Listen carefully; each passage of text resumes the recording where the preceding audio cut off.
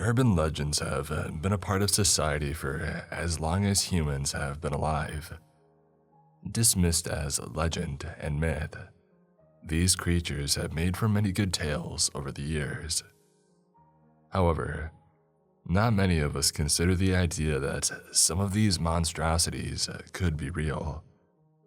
I mean, their initial stories came from somewhere, right? My name is Vincent, and my family and I live in the small town of Whitefish in Montana. Every summer, we spend a couple of weeks in the woods camping. We have our own little campground in the forest near Glacier National Park.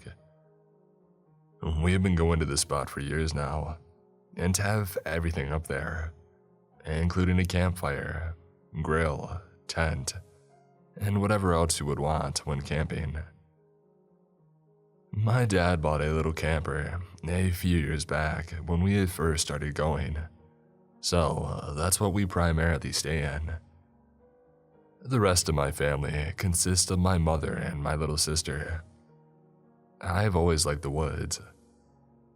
Being outside has always been a passion of mine, ever since I was a little boy. The great outdoors had always piqued my interest. Exploration and curiosity go very well together in life. However, sometimes the animals of the woods give me a little scare. The thoughts of encountering a bear or a wolf always frightens me a little bit, but I never thought about it, whatever that was. A couple months ago, we were getting ready to go camping again. My dad said that he wanted to try a different spot than our normal one. He claimed that he had been looking into the area for a while now. It actually wasn't too far from where we normally went. My mother and sister weren't too pleased, as they enjoyed our other spot and didn't want to start over. He said that there was already a fire pit and grill at the place, and that many people had been there before. We were hesitant about it at first, but finally came to the conclusion that it would be fun to try out new things. When we got to the campsite, something seemed wrong. I couldn't explain it, but I just got an eerie feeling from the place that we were at. It was one of those feelings where you can feel your body trying to tell you that something is off, but you just don't know what. It must have been something about the silence. I ignored it and decided that it was just because it was a new spot. We spent most of our first couple hours there setting things up and getting situated.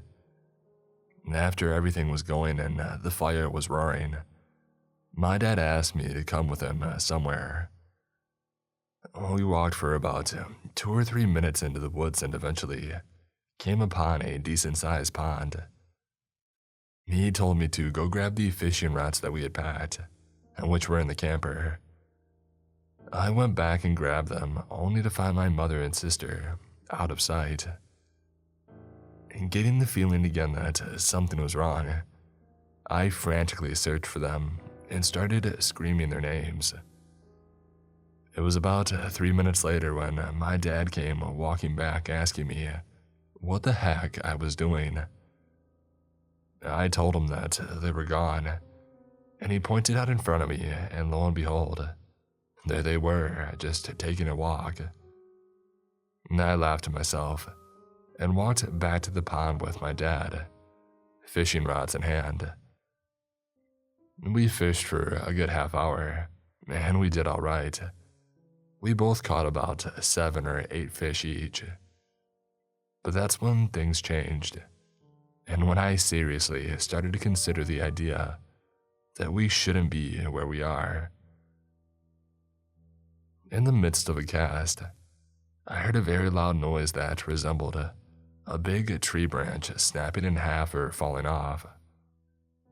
I looked across the pond where the sound came from. My dad and I, bewildered, scanned the treetops but saw nothing. We concluded that one of the tree branches just got loose and that it fell. But then it happened again. We both agreed that maybe it was time to take a look. I mean, these noises sounded like huge branches snapping in half. Upon reaching the other side of the pond, that's when we saw it. Two tree branches almost as thick as the trunk itself lying on the ground. What on earth had caused this? Thinking things couldn't get any stranger, it happened again, this time farther away. My dad and I had no answers. I couldn't tell if he was freaked out or not, but I certainly was. I knew something seemed off. After 10 minutes or so without another noise, we both just walked back to the campsite to meet up with my mom and sister. We got there and decided to get the grill going. We cooked hamburgers and hot dogs that night, as well as s'mores around the fire. However, it was nighttime when my nerves hit an all-time high.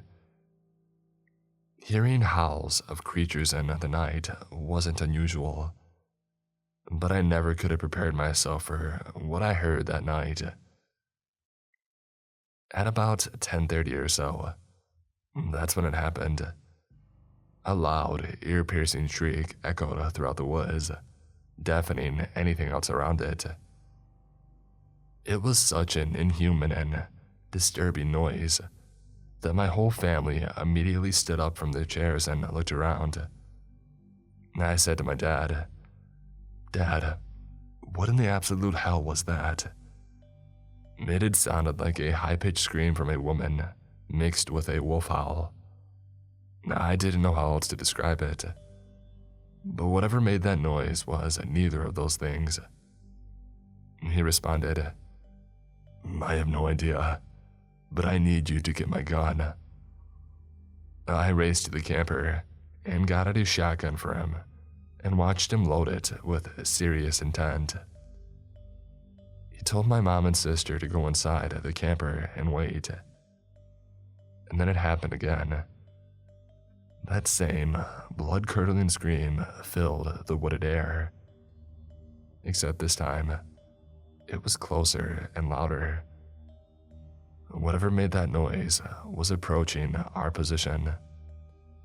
I knew something seemed off. For a second, I was convinced none of this was real. I was convinced I was legitimately in some sort of nightmare. The screams, the branches, the new camping location. It all seemed too bizarre and strange to actually be real life. Nothing made sense and nothing was lining up here. Unfortunately, this wasn't a nightmare. And I quickly realized that as me and my dad stood at the edge of our campground, ready to defend ourselves from whatever was threatening our family. What happened next is something I haven't been able to comprehend or explain to this day. This is the first time I've spoken about it since. My dad turned on his flashlight that he had brought and pointed it in the direction of the scream. In the distance, about 100 yards away, was a small black creature rummaging through the leaves. Whatever it was, it hadn't actually noticed us yet. The creature stopped, and once more let out that terrifying scream. My father and I had no idea what we were looking at, and we both began backing away, trying not to provoke it. It must have been blind or something, as the light was shined right on it. Neither of us made a sound for the last minute. We were both petrified and consumed by fear. And that's when I made the biggest mistake in the book. I stepped backwards, right onto a little branch, snapping it clean in half. The creature whipped around and just stared at us. and then it began to slowly approach us. We carefully backed away, trying not to make any noise. The creature then began to gallop, and it was when the monster was about 20 to 25 yards away is when I could really see it. It was a grotesque, hideous-looking being. It had a body structure similar to that of a human. It stood on two legs and had two long, skeletal arms. Its skin was jet black, and it looked like it had been severely burned from head to toe, as its skin had a rough, patchy texture to it. It had no apparent eyes or mouth, and its face was just this black, mangled mess of skin. Both of us were frozen in shock at what we were looking at. It transitioned from its bipedal stance to walking on all fours, and that's when we made a run for it. We sprinted back to the camper, which was about 20 yards away. As soon as we had arrived, that thing was already right next to us. It moved at an incredible speed, and that's when it screamed again, about 5 yards away from us. Its mouth opened amongst its disgusting face, and it had rows and upon rows of razor-sharp, horrendous teeth. This was something straight from hell itself. My dad fired the shotgun at it, pushing it backwards and severely wounding it. Nevertheless, it rose again and it leapt at us. My dad fired once more at it, wounding it again. The creature was much slower to get up this time. Mortally wounded and wailing, the creature let out a faint screech that was filled with pain. My father reloaded the shotgun and blasted the thing one more time, as it was hobbling away. This time, the creature fell and didn't get back up. We walked over to it and kicked it a few times to make sure that it was dead. For good measure, my dad put his last shell directly into its skull, taking its head clean off its body. We took one last good look at the beast before we went off. This was a demon sent to Earth. This was the creature everyone sees in their nightmares. My father and I were both shaking, our voices trembling with fear and adrenaline. We jogged back to the camper, and the first thing my dad said was, when we got inside, is that we're never going camping again. And with that, he drove off and we left the woods. Like I said, to this day, I couldn't tell you what that being was. I did some research and came to one conclusion that I'm still not even sure is right. The chupacabra is a creature known as an urban legend to many. Its description varies among different sightings. Generally, it is a smaller but somewhat heavy-looking creature, with spines along its back reaching from the neck to the tail. It's allegedly vampiric, attacking livestock and sucking the blood from them. Sightings of the chupacabra have been reported in the USA, Puerto Rico, Chile, Russia, and many other countries. This is one of the explanations I have for what I saw, but it still has problems. The creature had no apparent tail or spines, and it wasn't necessarily heavy-looking. In fact, its body was about the size of an older child. I have no idea what else the creature could have been through. Like I said, descriptions of the chupacabra vary among different encounters and sightings. Another legend that came to mind was the rake, a creature made up by the internet, published as an infamous creepypasta. This humanoid creature is tall, pale, and usually walks on all fours. It has eyes and a mouth and is typically hairless. This creature is entirely fictional and is an internet creation. but I'm just thinking of ideas and similarities to what I saw in the forest that night. If anyone has ever encountered anything like this before, please reach out to me. This has been bugging me for months, and I'm not going to return camping until I get an answer. I'm not even sure I should be telling you any of this, but I needed to get this out there and into public ears. I need to warn people that there may be more of these creatures out there threatening to hurt people in the woods.